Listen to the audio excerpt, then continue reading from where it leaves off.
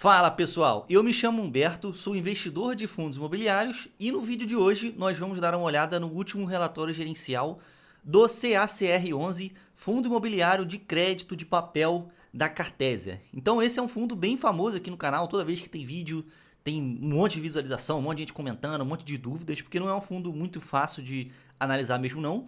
Mas no vídeo de hoje eu prometo trazer algo diferente para vocês. Então, no último vídeo que eu gravei aqui para o canal, eu vi muita coisa, muito comentário falando sobre concentração nesse fundo, que as concentrações eram um pouco cabulosas, que não dava para entender muito bem o que era. Então eu acabei fazendo um estudo para vocês e vou mostrar exatamente quais são as concentrações que nós temos nesse fundo, que são muitas, galera. Então assim, um grande alarme na minha opinião, erro meu de nunca ter mostrado todas essas concentrações para vocês, mas não é algo que está muito claro aqui no relatório, eu tive que dar uma garimpada aqui. Então fica aí até o final do vídeo, vocês vão ver, cara, é assustadora as concentrações que nós temos nesse fundo aqui, é um grande sinal vermelho, sem dúvida. Mas é isso, vamos seguir aqui o roteiro do vídeo, vamos começar falando sobre os ativos que o fundo tem hoje, que eles investem.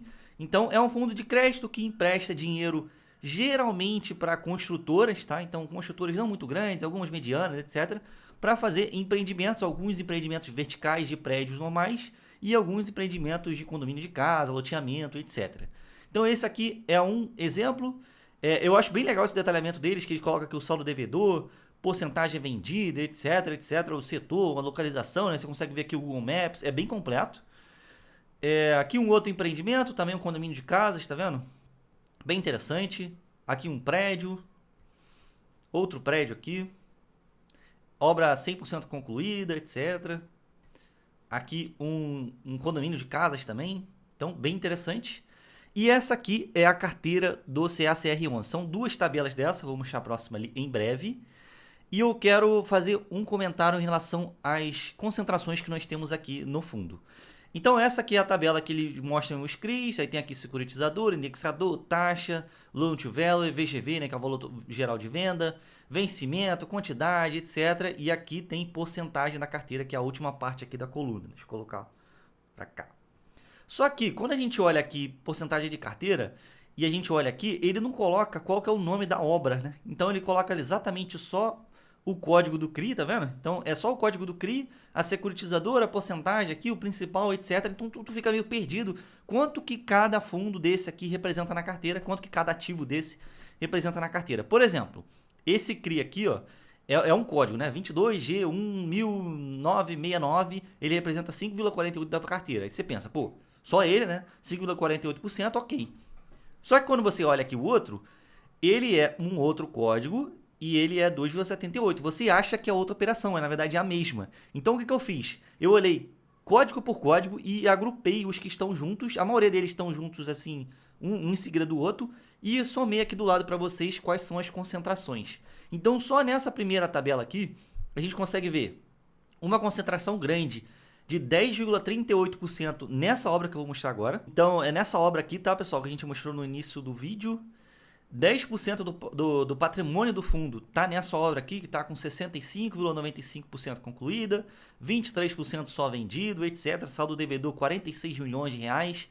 Não parece ser uma mega obra, né? Não sei por que o fundo tem 10% do patrimônio dele investido aqui. Lembrando que o CACR tem 460 milhões de patrimônio hoje, então não é um fundo muito grande, ele acaba tendo que ter essas concentraçõezinhas. A gente tem também 5% de concentração nessa outra obra, nesses dois códigos de CRI aqui, então vamos pesquisar ali também. Essa aqui é a obra que tem 5% da carteira alocada, parece ser um prédio residencial, vertical, parece até ser interessante, mas é em Manaus, tá? 89% da obra concluída, 61% vendido. Vamos aqui para outra concentração, 5,85% do patrimônio. Esse aqui é o código. Nessa obra aqui a gente tem 5,85% do patrimônio investido, 26 milhões de reais de saldo devedor, 100% concluída a obra, mas está no 70% vendida só. Então não é uma obra que vendeu tudo, ainda tem algumas unidades ali sobrando para serem vendidas.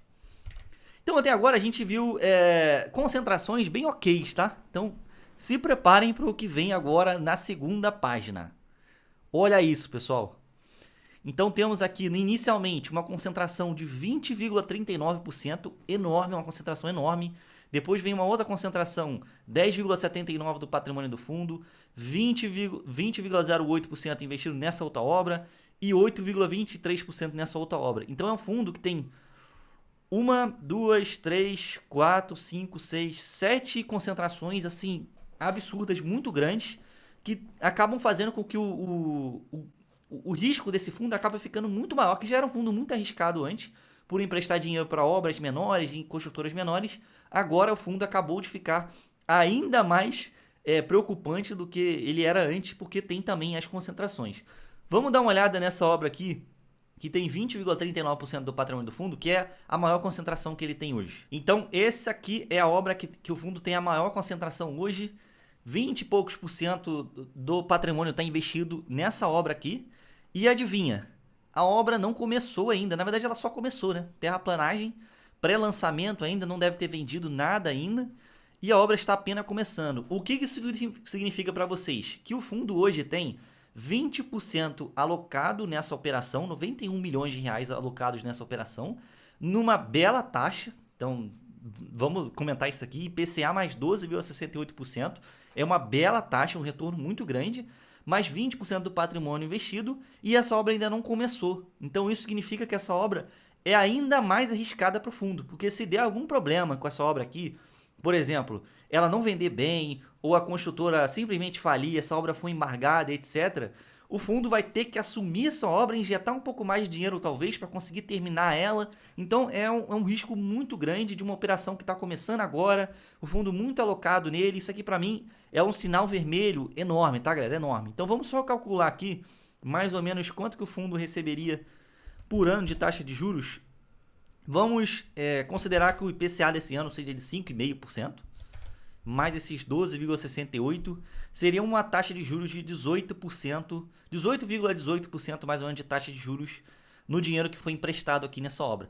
É uma bela taxa, um belo retorno, mas será que vale o risco de ter 20% alocado numa única operação? Essa, como que eu posso dizer? Essa reflexão que eu quero deixar aí para vocês. Então, já está explicado aqui o que eu queria, já deixei claro o que eu queria deixar para vocês. Não estou dizendo para ninguém vender o fundo, não é isso, tá, pessoal? Só estou dizendo, cuidado com esse fundo, não coloque todo o seu dinheiro nesse fundo, porque é um fundo que já é arriscado, mas agora ficou ainda mais arriscado, porque a gente conseguiu fazer esse cálculo aqui. Então, pô, deixa um like aí no vídeo, se inscreve no canal, valoriza aí meu trabalho, que deu um trabalhinho fazer aquilo dali. Então, vamos continuar aqui o vídeo.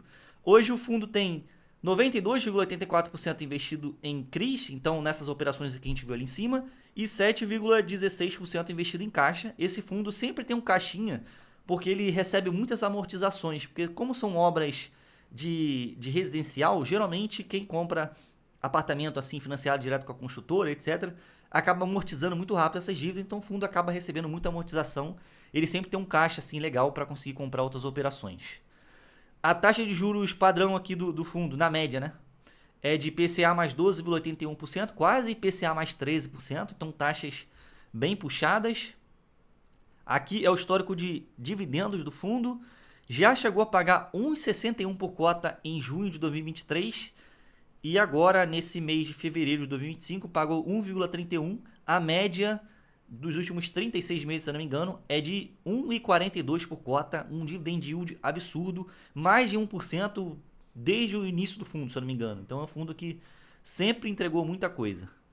Aqui, como eu disse para vocês, o fundo sempre tem muita amortização, tá vendo? Isso aqui tudo é operação que teve amortização, de operação que foi paga um pouco mais do que esperava, etc. Então tem muita coisa aqui rolando nesse fundo. Eles vendem bastante CRI também, bastante CRI para conseguir gerar um pouco o dinheiro do fundo. Então é um portfólio que está sempre girando bastante, é a característica desse fundo. A gestão está sempre girando aí o dinheiro. Essa aqui foram as compras que eles fizeram nesse mês, 4,3 milhões numa operação IPCA mais 12,81, 986 mil nessa operação IPCA mais 12,68, 776 mil nesse IPCA mais 12,68 e 500, meio milhão mais ou menos no IPCA mais 12,68. Então só taxas puxadíssimas, um high yield de fato, não tem como fugir. Hoje nós temos aqui um saldo acumulado de 50 centavos por cota, uma reserva de distribuição, tá, pessoal? Então o fundo pode usar esses 50 centavos aí por cota a qualquer momento no semestre para distribuir e completar um pouco mais aí o rendimento para a gente. Aqui falando de DRE do fundo, esse aqui é o resultado do mês de fevereiro, tem aqui janeiro também, e a gente vai dar uma analisada em fevereiro e como é que foi o primeiro semestre do ano de 2025. Em fevereiro, a gente tem aqui circulado em verde o que entrou no fundo e circulado em vermelho o que saiu do fundo, ou seja, as despesas. Então entrou aqui em fevereiro 7 milhões mais ou menos e saiu 422 mil reais. Então foi aí 6% de despesa, não é um fundo que tem uma despesa muito alta, ele não tem tipo alavancagem aqui dentro, então é bem de boa. E é um fundo que tem bastante não recorrente, vou mostrar ali para vocês já já. Aqui no primeiro semestre de 2025 entrou 14 milhões e saiu 839 mil reais, mais ou menos 6% de despesa também dentro do primeiro semestre do ano. Então não é um fundo muito gastão, tá tudo bem por aqui, tudo tranquilo, nada a se preocupar. E aqui é o resultado de como foi o... eles destrincham o resultado do fundo aqui, né? Quanto cada operação representou no total do resultado aí do fundo. Então você consegue ver aqui que esse like foi 1 centavo por cota, e teve aqui a operação, por exemplo, esse Santo André foi 10 centavos por cota, etc. É só um detalhamento a mais. E eu queria deixar um comentário para vocês em relação a isso aqui, ó. Desse resultado que o fundo teve esse mês de R$ 1,31 por cota, 22 vieram de amortização, então é um não recorrente, não dá para a gente esperar que todo mês tenha amortização. E 36 centavos vieram de negociação que eles fizeram em mercado secundário, então venderam CRI com lucro, compraram outro CRI, venderam de novo, etc. Movimentações da carteira, ou seja, dos 1,31, 58 centavos são não recorrentes, tá? Eu ignorei aqui o rendimento de caixa, que foi 8 centavos por cota. Então, só deixando claro aí para vocês que, na verdade, o rendimento do fundo nesse mês, o lucro, né, deveria ser mais ou menos 73 centavos por cota, se a gente desconsiderar os não recorrentes, esses resultados aqui, que nem sempre podem ter por mês aqui, considerando só os juros. Então, só deixando claro aí para vocês que esse fundo é um fundo que depende também de resultado não recorrente. Agora, para a gente fechar o vídeo, vamos dar uma olhada no gráfico de rentabilidade do fundo. Então, o retorno histórico de quanto rendeu o fundo desde o início dele. Novembro de 2021 até hoje, o fundo teve um retorno aí de 60% e o CDI 45%. Então, o fundo está ganhando do CDI. Então, o único momento que o fundo perdeu no CDI foi aqui em 2022, imagino que tenha tido uma queda grande de cotação do valor da cota do mercado do fundo.